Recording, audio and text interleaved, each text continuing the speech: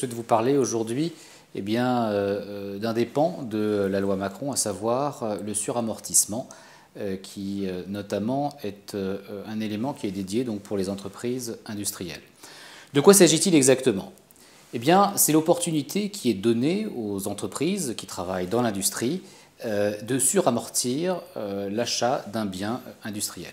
Un exemple concret, vous achetez une machine-outil d'une valeur de 100 000 euros, vous avez l'opportunité de l'amortir sur plusieurs années pour une valeur de 140 000 euros. L'avantage, je dirais, est clair, c'est-à-dire qu'en fait, l'entreprise va rentabiliser l'achat de son bien beaucoup plus rapidement. L'objectif de ce suramortissement qui est accordé aux entreprises industrielles est de leur permettre de rénover leur matériel de production et de gagner en compétitivité.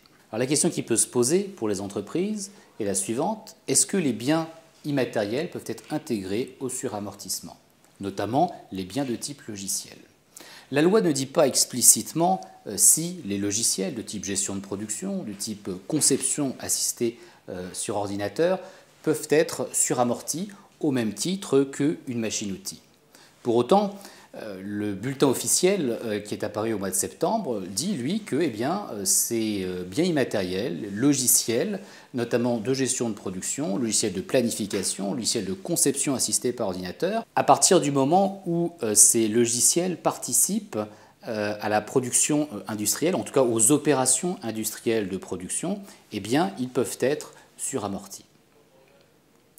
C'est un énorme avantage qui est proposé aux sociétés industrielles et donc qui peut leur permettre de rénover leur outil industriel et notamment gagner en compétitivité. On le sait, les entreprises industrielles françaises peuvent moins gagner en compétitivité par la baisse de leur masse salariale qu'en innovant, qu'en améliorant, en optimisant leur appareil de production. Les entreprises françaises ont 6 mois pour bénéficier de la loi Macron au sujet du suramortissement.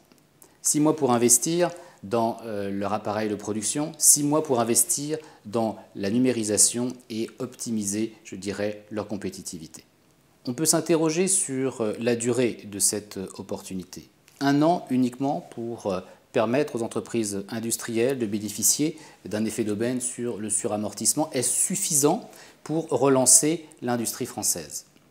Si cette mesure avait été prise de façon autonome, il est clair et légitime que cette question pourrait se poser. Maintenant, allié au CICE, c'est un deuxième levier qui permet aux entreprises industrielles françaises d'investir et de retrouver un gain de compétitivité par rapport à leurs concurrents internationaux.